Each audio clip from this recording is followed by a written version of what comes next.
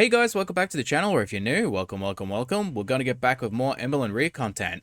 Thankfully, it's not a Q&A. I still haven't done the rest of those. I'm still mentally preparing for them. We're actually here with the video, We Need to Talk. I'm going to assume it's just another ask Paul about her mental health, but we'll get through it and see how it goes. But let's get straight into the video, shall we? Hello, welcome to a new vlog. I know I like to point out the obvious, but my hair is a mess. Hate to break to you, mate, but everything is a mess in this. Also, what is that on your chin? Is that a scab or is that leftover food? She is super frizzy, and I have a lot of hairs growing back from when, I lost a lot of hair from when I was, crimping and whatever. I do have a lot of hairs growing back, so that makes it even more frizzy. I do understand that I have a bad habit of repeating myself, but Amber, you said the exact same thing several times in the same sentence. Hello, welcome to a new video. Can you guys believe it? Because I don't even know if I can. So I actively don't know where my tripod is, so I'm gonna sit you guys on some markers. We have a little wetness right here because I just refilled the animal's water. So on days that Tommy works, especially, I have the same, morning routine. I'll wake up, take the dogs out, refill cat food, dog food, water. It's just every day, just my go-to. They say that it takes 21 days to form a habit. I'm gonna assume, because it's Amber, that she probably heard that from TikTok, and it was probably someone who thinks Wikipedia is probably a good source of information, because that is not true in the slightest. I can see that being a thing for sure. It's just back at home in Oklahoma, my routine is just a little bit different. So having to form another routine, here in Wisconsin is a little hard because it's I lived alone for a full year. So now it's different routines for different places. I mean, that would make sense if you actually had a routine, but you don't.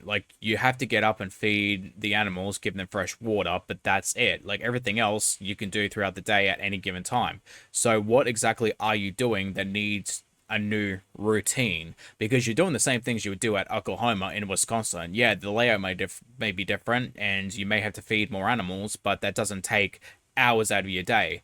You just got to fill a couple more bowls up. What exactly is the difference that makes you need to get a new routine? Apart from spending some time with Tommy, which doesn't require a routine, because even then you would be doing different things throughout the day. There is no need for a new routine, is what I'm saying. By the way, I'm actually working on the Camaro. Oh, wait, I told someone that I was doing the Corvette or Corvette. What is it called? I don't do cars. I'm not a car person either, but I know that a Corvette is pronounced Corvette, not Corvette. What the hell even is that? Also, that just proves the fact that you got time to put Lego together. You don't need a routine because you've got so much free time on your hands.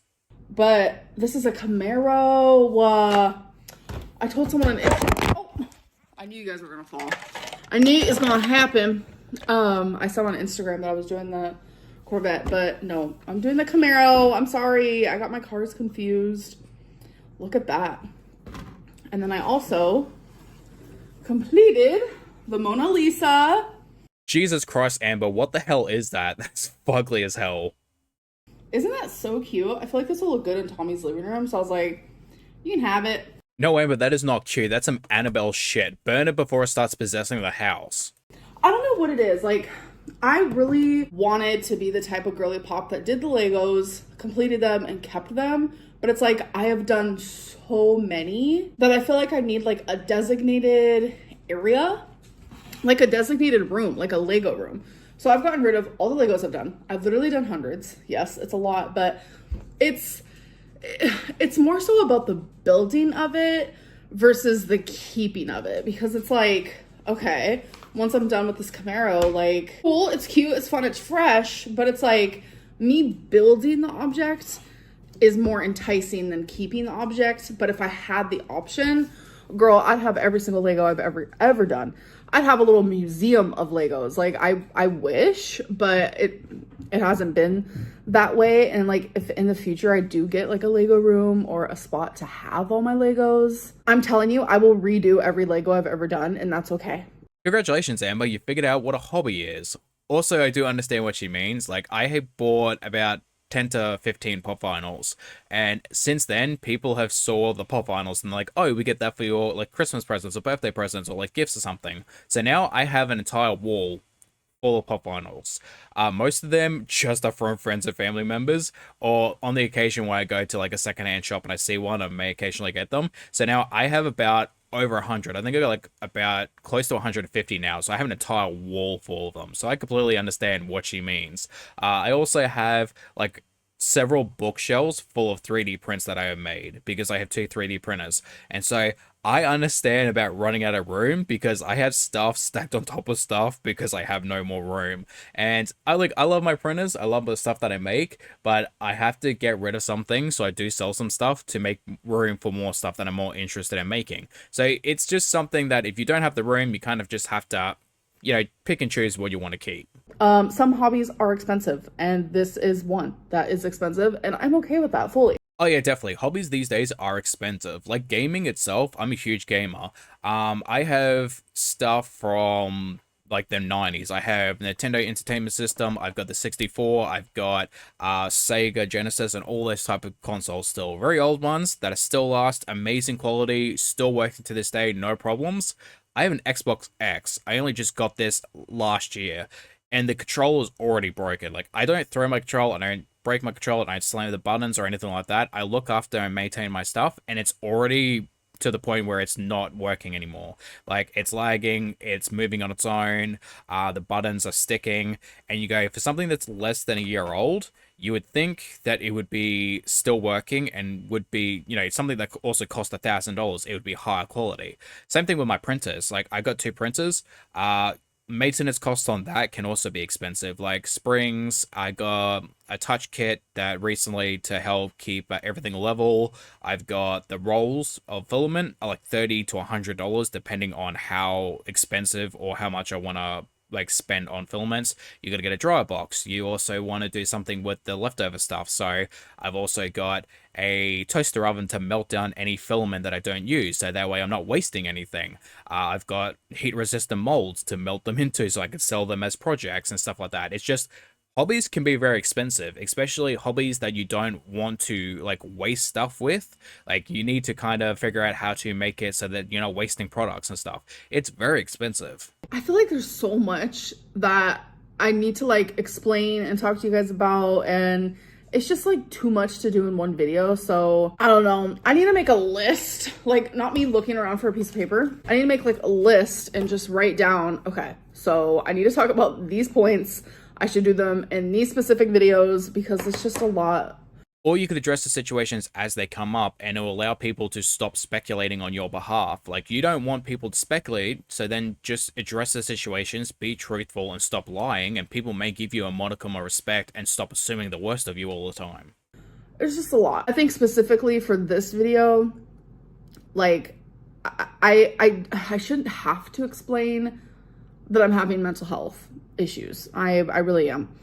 And I look back at a year ago, and I was also having pretty bad mental health issues around this time of year. I like to reflect. I'm very much a reflector, and I think that's why I do a lot of journaling. I reflect.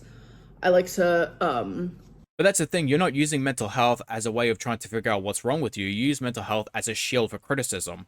Any type of criticism you get, you draw up to, well, I have BPD. Well, I have depression. Well, I have anxiety. Well, I have an ED. Well, I have X, Y, and Z. You use it as an excuse. That's why people don't have any empathy for you when you use it as an excuse.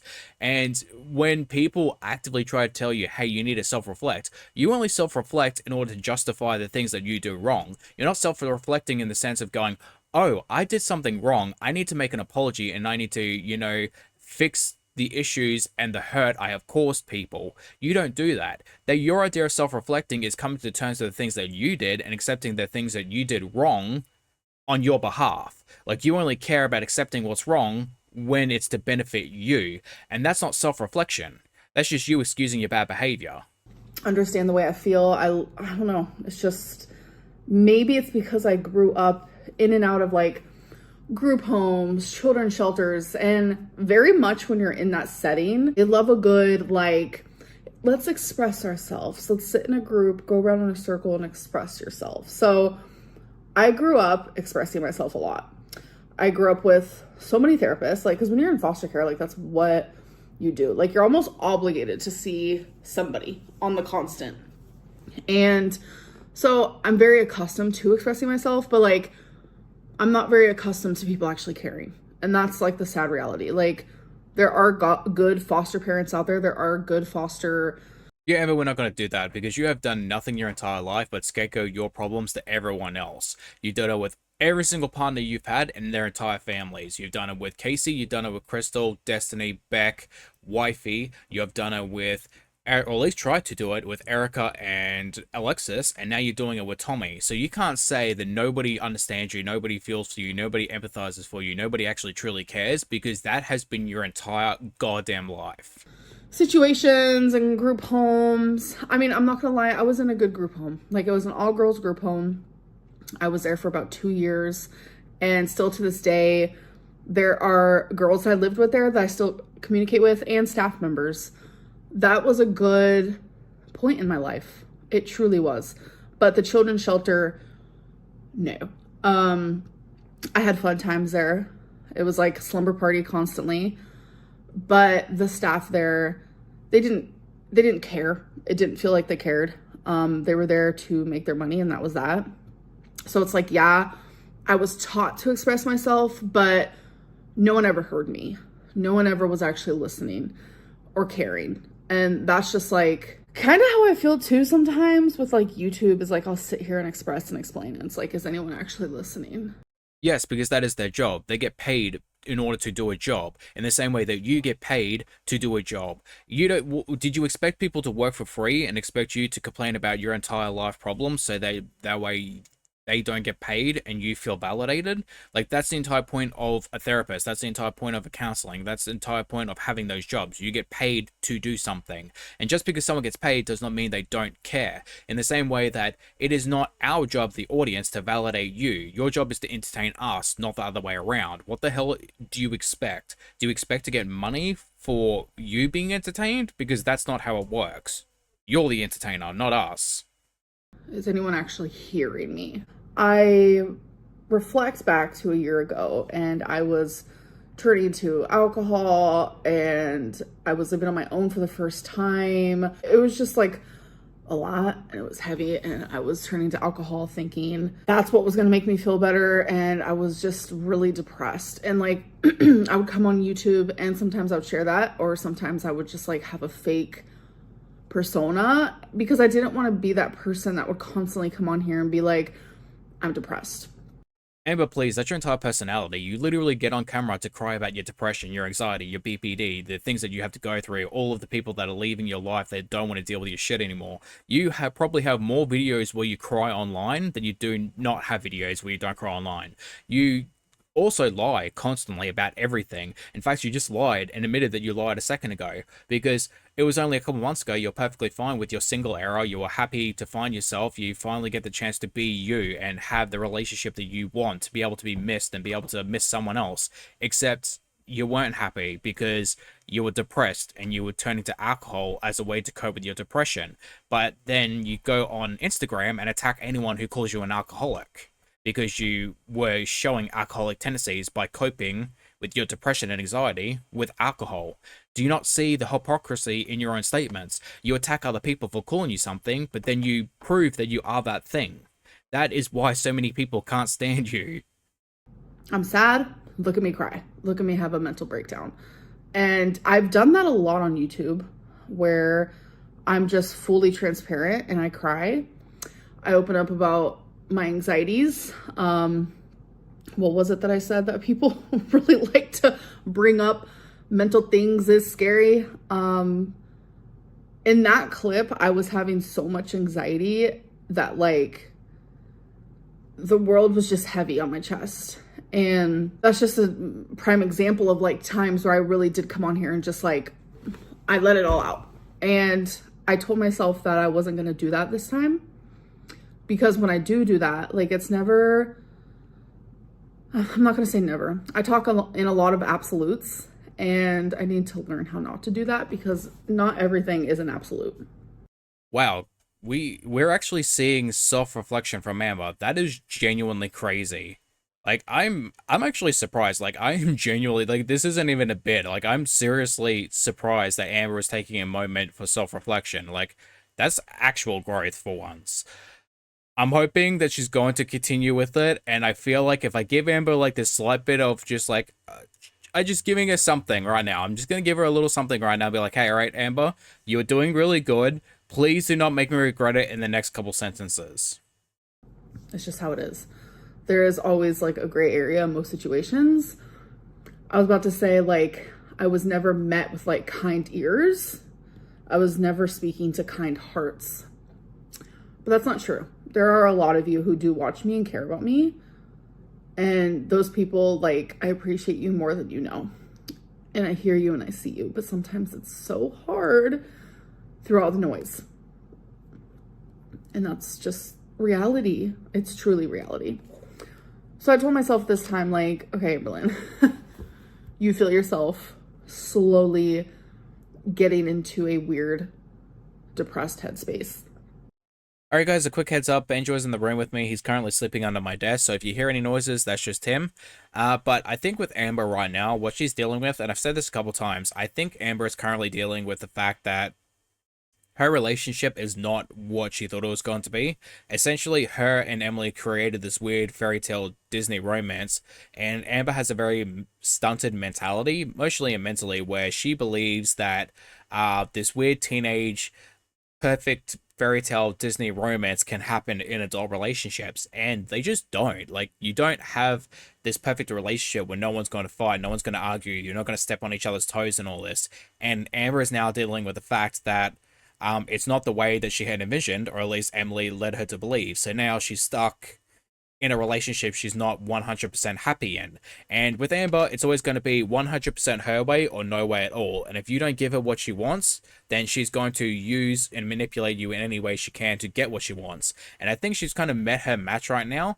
And also the fact with Emily probably still dealing with the fact that she's not 100% over her ex-partner, Amber probably has to deal with a little bit of a depressive state from Emily. Maybe when they drink, because Amber has spoken on Emily drinking, maybe it's not her physical health that is the problem, it's her mental and emotional health. Like, she's currently dealing with suffering the fact that her partner is gone, her ex-partner is gone, and she's still dealing with having to mourn, and Amber probably doesn't know how to deal with that. Amber can't accept the fact that Emily is not 100% over her ex, and she's not the only person in Emily's heart right now. So like, Amber probably is dealing with a little bit of jealousy, a little bit of envy, but also the fact that her relationship is not where it is. And then you put on top of all of that that she's now not working. She's spending all the time in an unfamiliar area. She's living in Emily's house right now, so she's got so much time on her hands that she kind of thinks, is there other women? Is she cheating on me? What is she doing at work?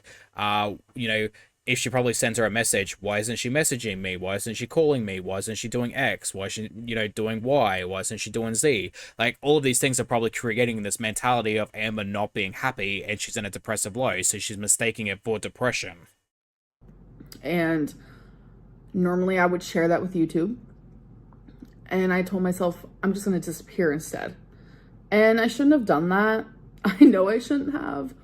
A lot of you were worried, and I think that's why I went on to Instagram, is because, like, I felt bad, because it's like, I upload pretty frequently, and I'm part of people's routines, whether for good or bad, and it's just like, I just disappeared. And I think what might have also triggered it so hard is, like, I have been in, like, a high, when you first fall in love and, like, things are so good, and you're like going out and you're hanging out with friends and you're doing things that like you don't normally do, and you're just like literally having the time of your life and you're so happy, and like mental health like takes away that like high, that super high happiness, and just like that great feeling. Yeah, she's really just confirming what I have to say, where she's starting to realize that the honeymoon phase is kind of over, and the dopamine hit of being in a new relationship and doing new things is kind of now gone. So she's dealing with the fact that she's not quite depressed, but she's kind of in the emotional state of being fine.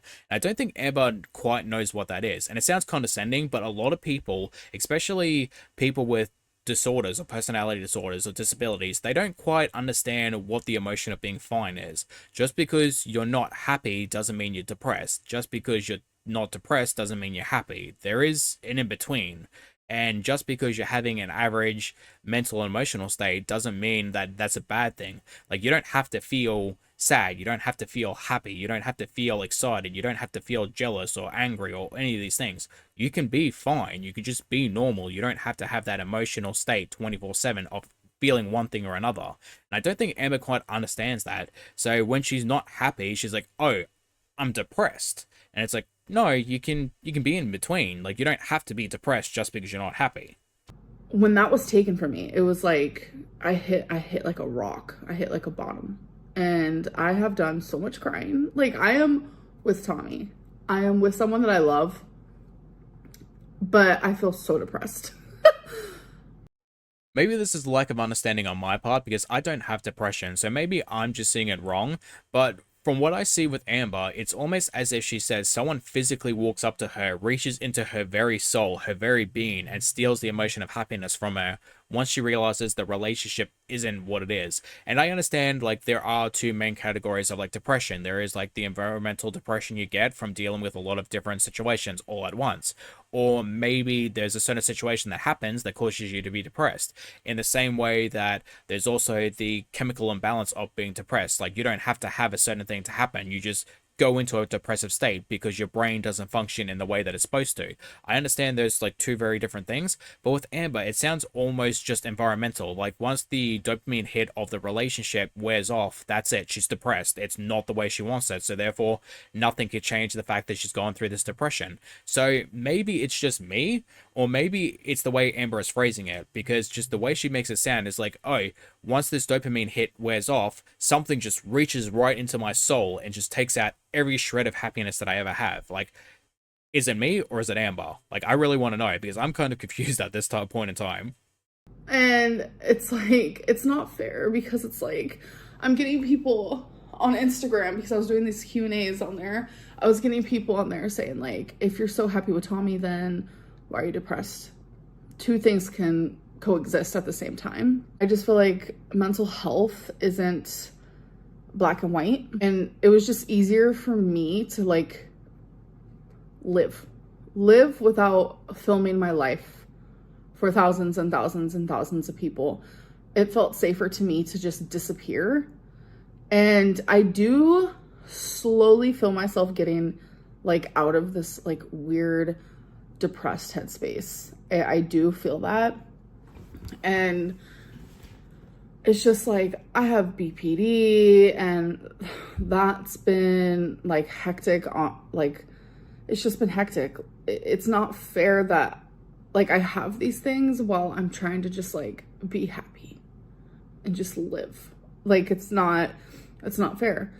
And there's only really one thing I can do, and that is go to therapy. And this is kind of where you lose me, because you say these things, but then you do things to other people which cause them to deal with stuff too. Like, do you have any idea how much mental and emotional just turmoil that you have caused to people like Beck and Casey? Just all the situations that you cause them to deal with on a daily basis, and you cannot give two shits about them. And like, I was willing to give you just a moment ago a monicum of just empathy, and then you ruin it because you go, oh, well, I need to go to therapy because I have all these issues and it's not fair. Okay, but what about all the shit that you've done to everyone else? And now I'm getting heated because I'm willing to give Amber empathy when I feel like it's necessary, but at the same time, you do these things to other people and you don't give two shits about them and then expect us to be empathetic towards you. It's just, oh, also, as for the thing with Instagram, if you want to take a mental health break, take a mental health break and say, all right, guys, I'm going to take a month off. Just a heads up.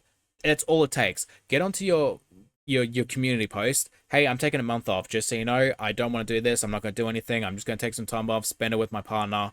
Bye. Most people are going to leave it there. They're going to give you some well wishes or whatever. Some people are going to talk some shit, but just ignore them. Go about your day, enjoy your time, come back refreshed and happy. Don't go onto Instagram and do all these arguing and fighting and, you know, all these weird things that you need to do. Talk about, you know, Michael B. Petty and, you know, Jordan and from the ankle and everyone else. Like, you don't have to talk about Mr. Snowflake or any of these issues. Just stay off the internet and just enjoy your time with your partner. Come back refreshed and go about your life. Like, if you're dealing with these depressive episodes like you claim you are, why would you want to deal with all that hate on top of everything else? Because people can't understand it, and even I can't understand it either. Like, why would you want to deal with these issues when you're going through a depressive state? It just makes no sense, because you're only going to make yourself even more depressed.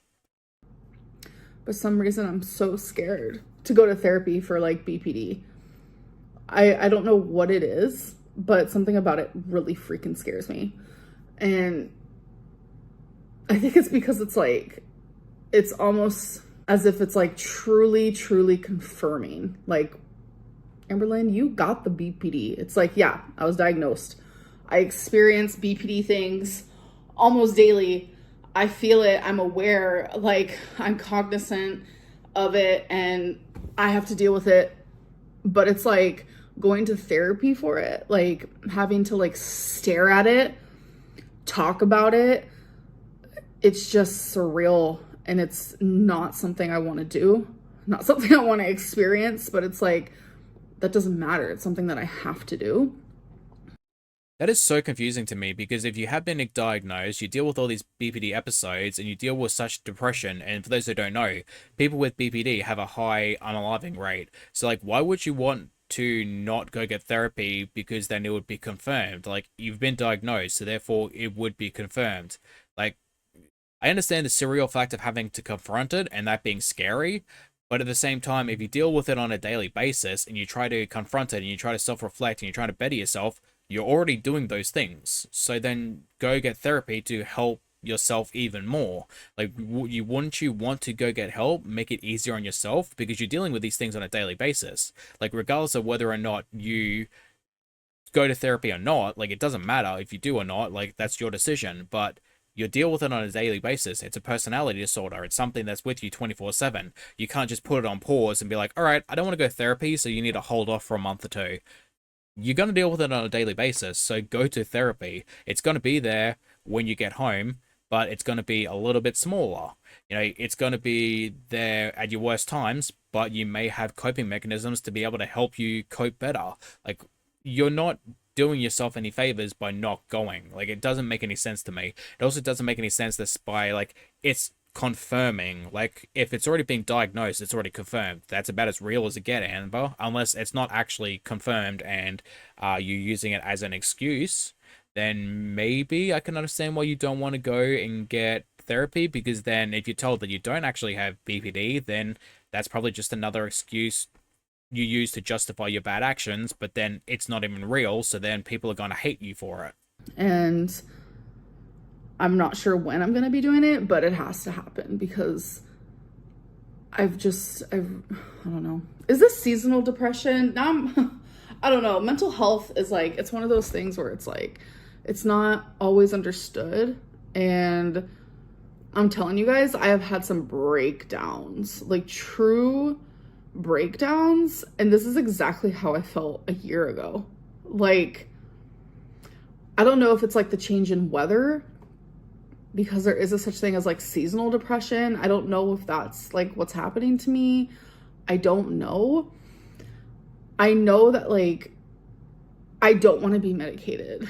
I don't want to be medicated. I was medicated for majority of my life. Again, because in foster care, like I was diagnosed with depression at the age of 9 and put on Prozac. Like, that's crazy. Like, 9-year-olds should not ever have to deal with that.